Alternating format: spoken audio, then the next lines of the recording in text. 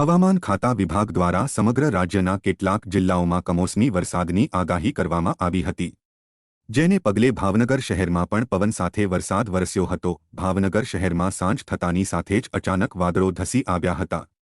ભાવનગર શહેર અને આસપાસના કેટલાક વિસ્તારોમાં કમોસમી વરસાદ થતા રસ્તાઓ ઉપર પાણી વહેતા થયા હતા। ઉનાળાના પ્રારંભે ચોમાસાની શરૂઆત જેવો માહોલ સર્જાઈ ગયો હતો।